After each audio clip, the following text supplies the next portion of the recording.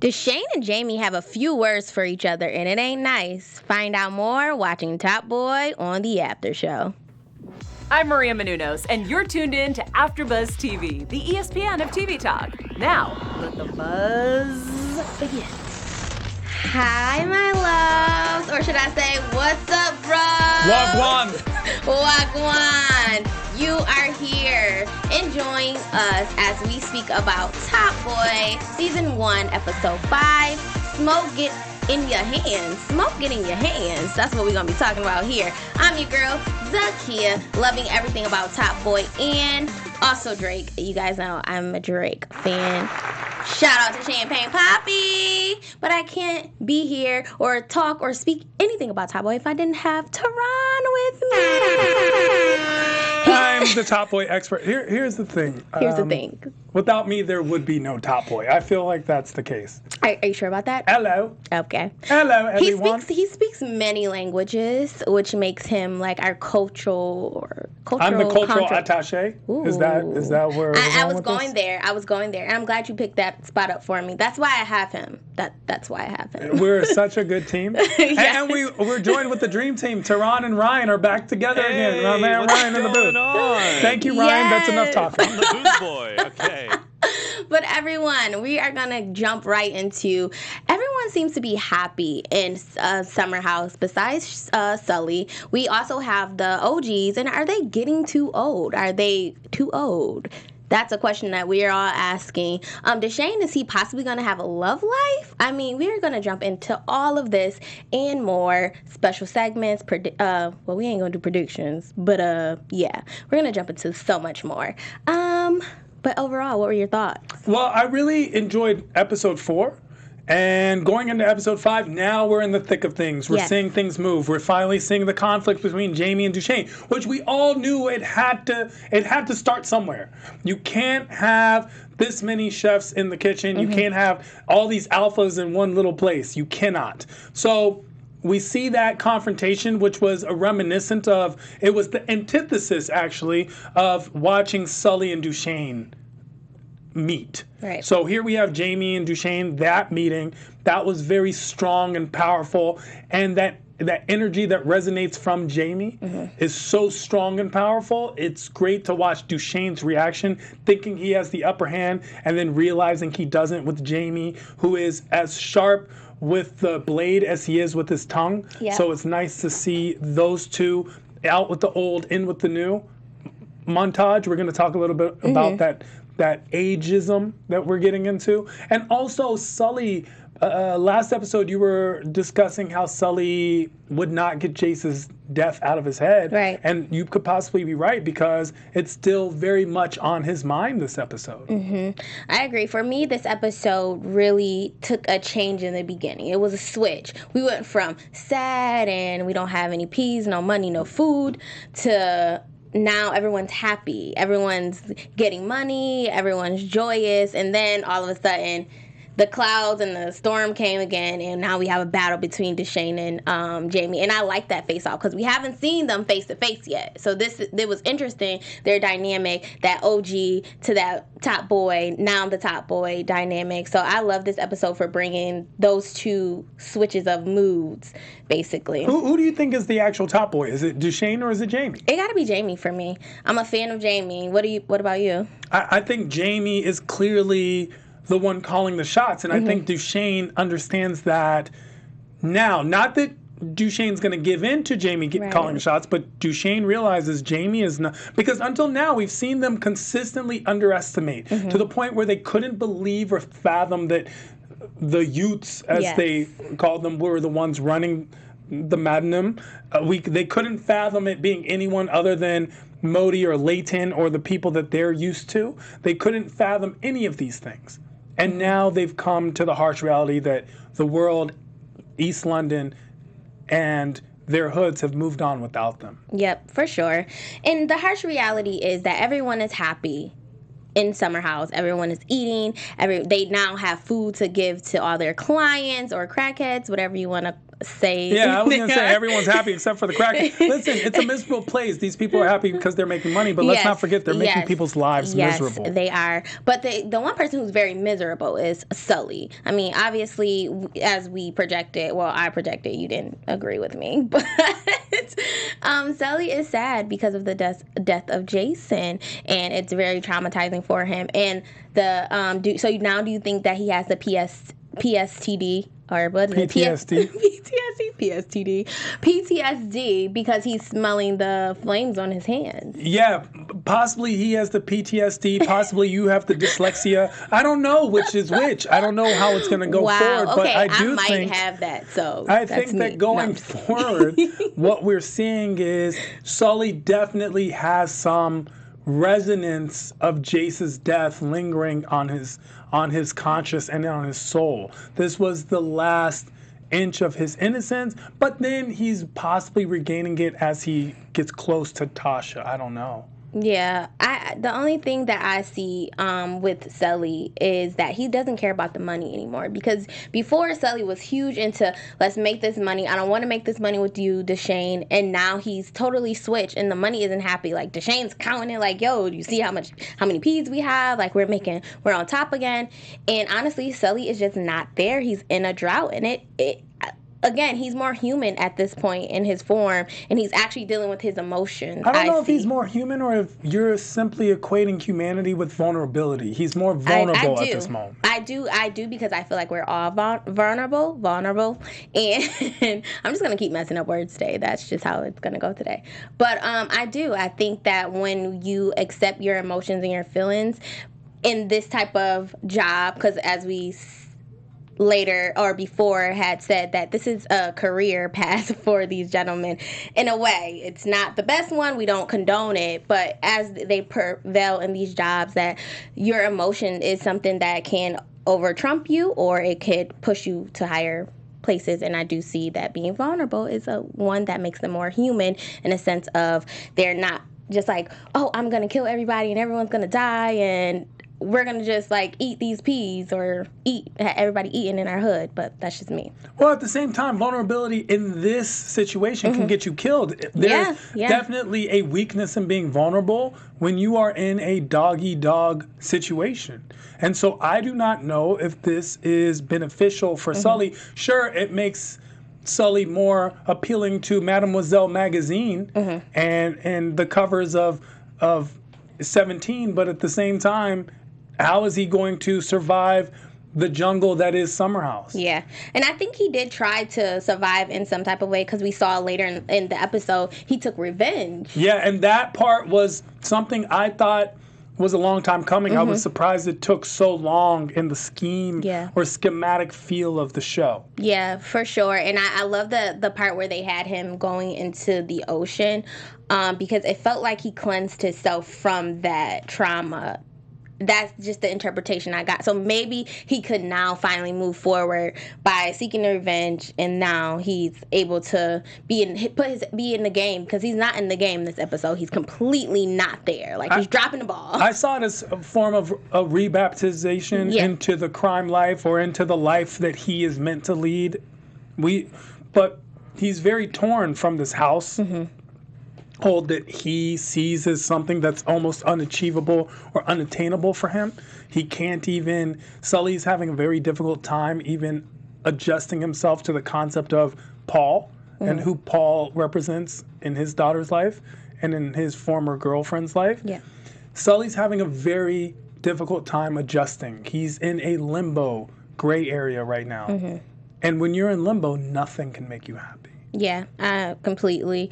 Nothing is going to even be able to make him happy. And they're old. I mean, what I saw was that these top dogs are OGs, and they're old. When they were in the club, they didn't even want to be there. I mean, Sulley left. He's like, yo, I'm done with this. And Dushane, he kind of came later after he saw his love interest, and he also wasn't really feeling the vibes. Do you think they're too old to be in this game? Is this game not for them right now? Honestly, the game is a young man's game. So being youthful, energetic, is clearly an advantage in a lot of ways. Are they too old to be in it? No, but are they too old to be flaunting in it? And the answer is possibly yes, especially in the places that they are. They're popping bottles and doing things that are unnecessary, especially coming off of the dichotomy of having the stable household life that we see almost every one of their peers have. When I say peers, I mean people in their former lives. We see this with Dushane and his brother. Now we're watching this with Sulley and his ex. And they have these stable, normal lives. And they're living fine and they're happy. Yeah. For sure. I think they are getting too old. And I'm seeing it again as a career standpoint. We have maybe Jamie is like the supervisor or whatever, and they should be CEOs, out of the limelight, out of the way, never really come into the office, never on the streets. Maybe they should take a position like that, but instead they're trying to run the roads and be out here in these streets, and it's just not made for them. And it's something that can possibly, if they're not aware of everything, get them killed or hurt. So, or get anybody in their they're too accessible. They're too accessible. Be out. Have a mystery. Have an air about you. Yeah. And even if you are going to be out at the club, at least do that right. They're not, to me, they're not doing any of the attributes correctly. They're simply doing this. So I'm actually watching it as, why are you guys doing this now? Why are you doing? It'd be different if they were out. Let's examine it like the way Puff goes out. When Puff goes out, he goes out. Right. Puff doesn't ever need to leave his house ever again. But when he's out, he's gonna make sure you all know he's out and he's Puff, because sure, it looks like fun to the layman's eye, but it's actually work. So when Dushane and Sulley and even Dris are out, they're working. The work is, look at us, this is who we are, pay attention, because we can purchase this from anybody. We need to purchase this from the winning team. And even Dris, like, he's one of the original Summer House OGs, and he is completely slacking. He is satin. He had a stroke. He's really looking like a. He's the one looking the most. I don't like using that term specifically really? Because I don't mind I think they're being portrayed as 35 to 38 in that range. In the game, that's old for me. But I think that what's troubling me with Dris is he's taking his medicine with drugs and alcohol, as we assume, because Dushane was like, yo, what are you doing? What's wrong with you? What are you doing? He's not recovering well. And the reason I just don't like I don't like the ageism that we're trying to portray. But at the same time, they're realizing it, which is why they even have that conversation. We're too old. Like, I've always thought, if I'm 40 or if I'm 50 and I'm still in a club and I don't own that club, shoot me. Like, why am I there? Be home with your family. I understand that mentality. Yeah, for sure. But it seems like Dushane is trying to brew something up. He's trying to reclaim that old life. You know who Dushane reminds me of? Who? There's this show called Married with Children, and Al Bundy used to talk about how he scored 4 touchdowns in a single game. Oh, gosh. And Dushane is that guy reliving the past instead of looking to the future sometimes. Like, you're not Dushane 10 years ago, bruv. Right. I think he's starting to realize that he wants a future, because we see he is taking a liking to this new girl. He is taking a liking to Shelley. Yes, Shelley. Even her child. I mean, he went and he saw her. She's a cute girl, though. She's so cute. That little kid with her, clearly it's some type of, I don't want to call it a personality disorder, but there's some type of personality for Shelley's daughter, the way she's so bold and brazen. I know, it's just a very cute way to be, and I think it's so adorable. Yes. I like it so much. I wish more people were like that. Yeah, I don't think it's a disorder. I think it's just her. Like, she's just cute and bubbly, and she's just like... I think they're portraying that she's on the spectrum. Really? I think so. I didn't see that at all. I think she's just I was that little girl. Don't you start. Okay. Don't you start. He was going to start, and I'm not going to let him take me there. Okay. No. But I think that he is trying to... He sees, like, his mother went to the hospital. And I think he's seeing, like, hey, I want to be a man. I want to start this family. I mean, he even got her a necklace, and he's trying to give it to her. And, of course, she's setting the tone. She's like, listen, I don't want to just be a little girl. Like, if you really want to be here, you have to be here. She's a little nosy. But do you think she's rightfully asking him to be with her and actually be the man that she needs in her life? I think we need to know and learn more about Shelley before I can say that, because here's the concept of a relationship. It has to be a two-way street. While Shelley represents the stability and is very obviously attractive and caring and sweet and also is what, quote unquote, a good girl. So she is the opposite of her sidekick, Lauren. Right? So Lauren, who's Jack's sister, we see Lauren and Shelley have this friendship that's interesting, but Lauren's still out there being that girl, and Shelley has become this girl, right? For whatever reason, for better or worse. So she's living this, she's got a child, she doesn't want to play these games, but at the same time, she's asking a lot of Dushane from the get-go, which is her right, but I don't know if she expects it or if Dushane is willing to give it. It is her right, but at the same time, for Shelley, you do realize what Dushane does. You're obviously in the know. Is this the best thing for your daughter to be around? So before she said, she definitely has already been in a relationship where she was with a drug dealer. Which I predicted. Right. So she was already in some type of relationship with someone of that stature. But for me, I feel like she's not asking him to drop everything he's doing or be someone else. Her responsibility should be to her child. You don't want that influence around your child. But I think what she's basically trying to say, because it was Dushane who stepped it up a notch. He brought the necklace. So she's saying, okay, if you're gonna step into this path, like, let's be honest here. If you want to be with me, these are some things that I need you to do. And she's used to the lifestyle. See, and that's what my problem is. And I appreciate that she's used to it, but here's my problem, and this transcends beyond just the show. There are these girls who love that gangster and then expect that gangster to take them to museums and out to dinner. It's like, girls sit in this drive-by and hold this gun like you knew what was happening. You know what this is about. No, I don't think she's asking for that. She's asking for security. She's asking that you're going to be here for me mentally and physically. And if you can't be here physically, always be there for me mentally. And I think that's the mindset she's on. She has a baby. She wants to move on. And she wants to do bigger things. And then she wants him to look beyond just like what he's doing currently. She wants to also build him and build her. She's great for him. I just don't know if he's good for her. Yeah, well, that I can definitely agree with, because he's a mess. I mean, even with his mom being in the hospital, he didn't even stay around long enough to even see if she was okay, which that kind of took me away. I'm actually, as the show goes on, I'm becoming less and less a fan of Dushane. Possibly, of course, it's not his fault. This is a role that is being written for him, and it's very difficult. That's how good the show is when Ashley Waiters and Dushane have become one person. Yeah. No, they're completely different people. Ashley Waiters is probably a wonderful human being, just lovely. But Dushane's kind of a piece of shit. And now I'll explain the way he talks to everybody. I don't like how there's a lack of leadership. He is not specifically.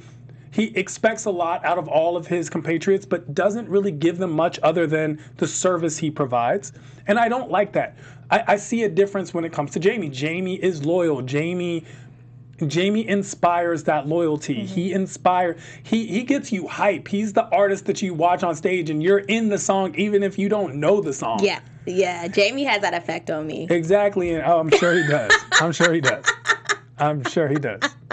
But speaking of loyalty, we are loyal at AfterBuzz. Can you tell us why? Well, that's because we love each and every one of you. You are all our Jamies. We appreciate all the comments below.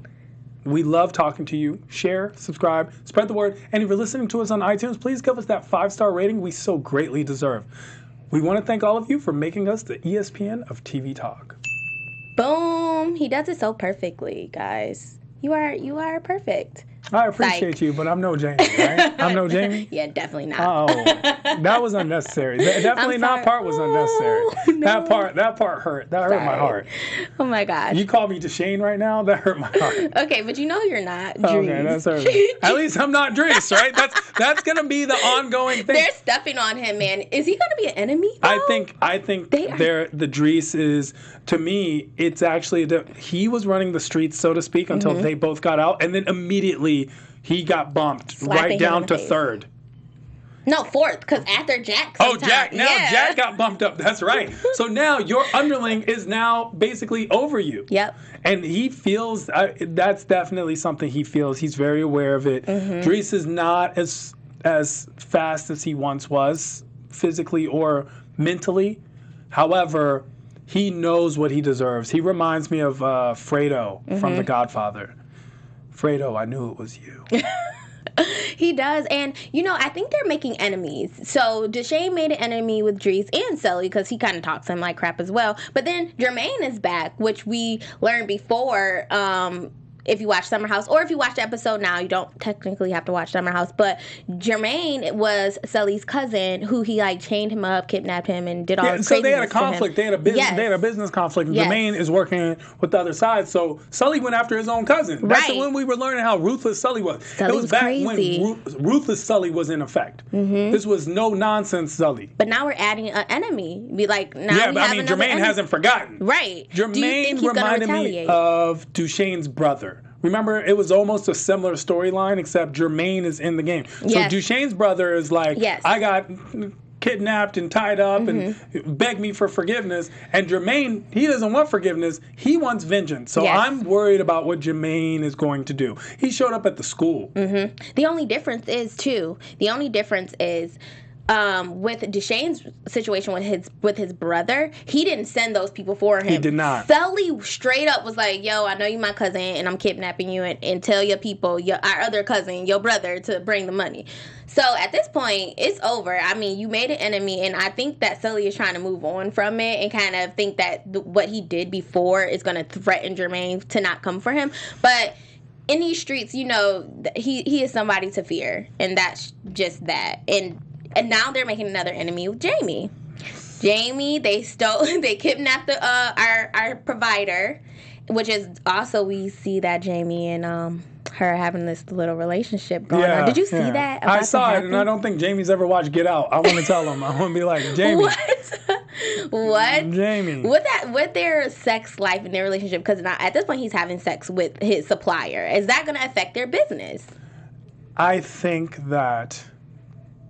It's business time. I think that it's going to affect Jamie. Jamie's still young. And it happens where young men are enamored, and especially she brings up the concept of the mommy issue before, so are enamored by these older women, and they don't know how to handle themselves the way that experience does. This is where experience does come into play.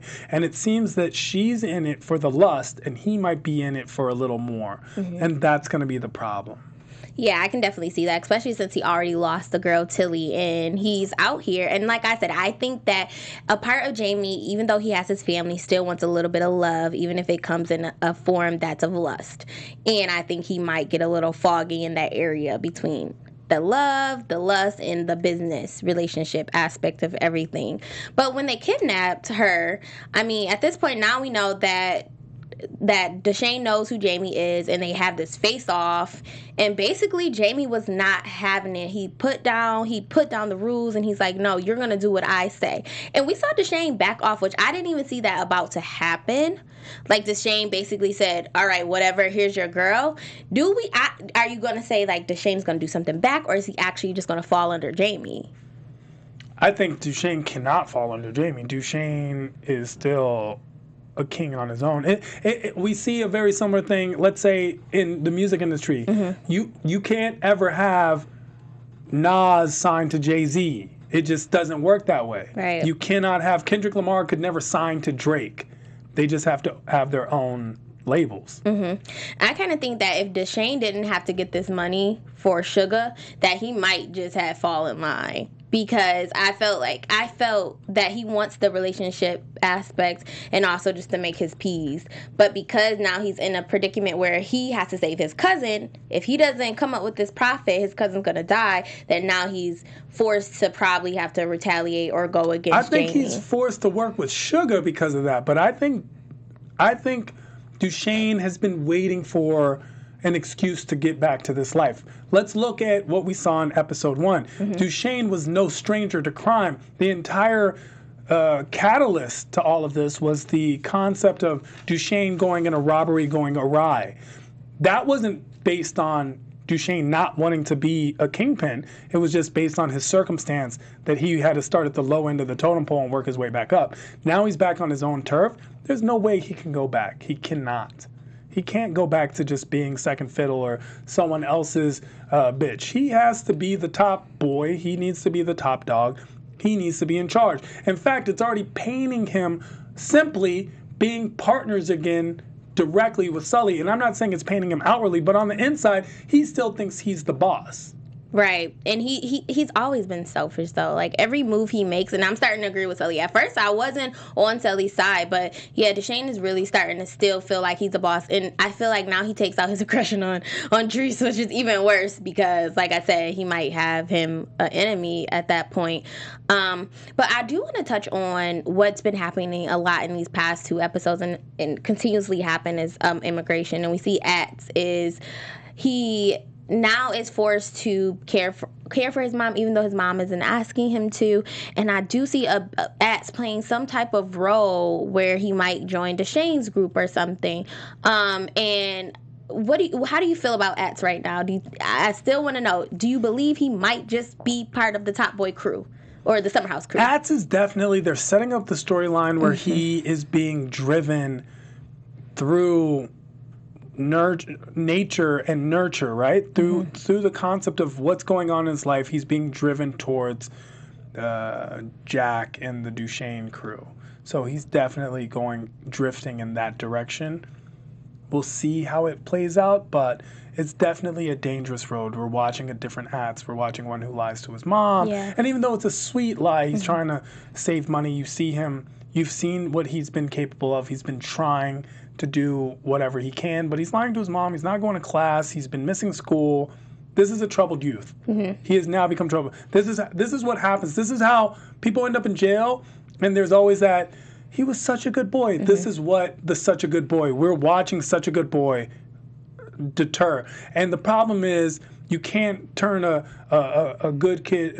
You can't turn a bad kid good. But once a good kid's gone bad, he's basically gone forever. Yeah, and that's where we're at with it. I do like how the story incorporated the teacher as someone who can possibly lead him out and cares about him. And the other teacher basically pointed out to her, like, you don't have to do his laundry, because she was taking care of his laundry and assisting him. And she's basically saying, yes, I do. And I do think that's so important to at least have someone who isn't part, and I wouldn't say isn't part of your family, because it could also be someone part of your family, but someone who cares about you enough to want to know your situation and try to help. I hope it doesn't turn on him where she reports something, but I don't think she will. She seems to be on his side. Obviously, she cares about him. She sees his potential. But we saw something similar in the last episode where the family and Hedia, the Muslim baby mother, we're going to assume wife, but we're not sure, goes to the store and steals something, and the police officer, who you don't expect to pay, pays for the items out of his own pocket, goes, what are they? Realizes that these are items that are necessities. These aren't just willy-nilly items. These are things that are needed. And obviously, she's ashamed of what she's done. It's out of necessity, and he pays, and his action causes his partner to help pay as well. Here we see a teacher who cares. So the concept of the civil servant who actually wants to do their job, and she says something so powerful. She's like, if we wanted to get paid, we wouldn't have become teachers. Right. Exactly, and I think that's so important to see that there is an underlining kindness in this show. Despite all of the drugs and drama, there are people who care about these children in these areas and their situations. So that was great. Yeah, they wrote this for TV. Go on. No, there are people in real life. First of all, I think this is real life. Like, when I'm watching this, I am in Summer House with everyone, just not a part of the madness. But I do want to go into our special segment. You sound like you're from London. Yes, so we have a special segment that, guys, we're going to continue to do, and it's Top Boy Lingo. So this time we learned about roadmen, and so when I researched roadmen, it basically was saying, like, these are men in, like, the Nike tracksuits who are just out and on, like, doing what they got to do. They're gangsters. They're gangsters. Roadmen mean gangsters. Right. So I mean, and we see that here. They're actually teens. They're young. They're not older individuals. They're on the streets. They're on the streets. Yeah, and they're passing the drugs. They're trapping. They're trapping out the bando. Yeah. Do you even know what that means? No, but I heard it on a rap song. So yes, that is roadman. Roadman. Oh, really? I love that. Thank you for playing Drake. Welcome. But I hear we got some news and gossip. Sure, we do. Actually, the actor who plays Dris has an amazing interview on King Apparel Streetwear. It's a blog. He discusses, of course, the future of Dris and upcoming projects. He's on several other Netflix projects. So if you've gotten enough of Top Boy or you've seen it all already, there are things and you can watch him. His name is Sean Romulus. He's been on several things, and he does this great. He explains Top Boy and its meaning to the London world, and it's a very wonderful read. Wow. So check it out. Make sure it's Top Boy Dris interview, kingapparel.com. Yes, guys, make sure you check it out. I did watch another show he was on. It was like Intent. It's Intent 1 and Intent 2. Yeah, I saw one already, so I'm going to watch 2. But it's the same vibes, too. Like it's the same concept. Honestly, it's not as well written, just to be very fair. For movies, they're not that as well written. Top Boy is extremely well written. And something I've noticed about Top Boy, they do not use the word nigga on the show. And even though nigga doesn't play as prominent a role in London slang, it's still very much a part of London slang. So it's interesting, and I would be very interested in knowing if this was done on purpose, if they went out of their way not to use the word nigga on the show, which if this was the same show, Top Boy, but it was placed in Atlanta or in Inglewood or somewhere else, we would see this. And there are, of course, conversations about how this is setting up Black society. Even when I watch the show, I'm like, man, if I was a London British police officer, I'd be pulling over every black and brown person I saw. Sheesh! Like, every time you see a black guy in a Range Rover, he's just dealing drugs. Can we have someone be an orthopedic surgeon? No. Oh, my God. Just one guy who's like, really? Hey, even Jermaine, who's the cousin, who's an agent, he's the sports agent, he's making his money from drugs. Like, can't we have just one guy who's like, oh, that's a nice car? And he's like, yes, hello, I work at the grocery store. I own it. Oh, Cheerios. No, I own Cheerios. Like something. Maybe if they do season 2, they might have something that separates. Oh, they will. Yeah. There has to be. It's charting off the charts. It's bad, man. No. So, yes, that make sure to check out that interview. Guys, make sure you check out the interview. We love being here. Every time we come and talk about Top Boy, we get delighted because it's honestly such an amazing show. Thank you for always tuning in. I'm your girl, Zakiyyah Wilbert. You can find me on Instagram at ZakiyyahW_. And of course, find me at I Am Tehran all across the board, IAMTEHRAN. And you can find me hosting and paneling on a slew of other AfterBuzz after shows because all of your favorite TV shows are my favorite TV shows too. Boom, guys. See you next time. Later. More Top Boy. Our founder, Kevin Undergaro, and me, Maria Menounos, would like to thank you for tuning in to AfterBuzz TV. Remember, we're not just the first, we're the biggest in the world, and we're the only destination for all your favorite TV shows. Whatever you crave, we've got it. So go to AfterBuzzTV.com and check out our lineup. Buzz you later. The views expressed herein are those of the hosts only and do not necessarily reflect the views of AfterBuzz TV or its owners or principals.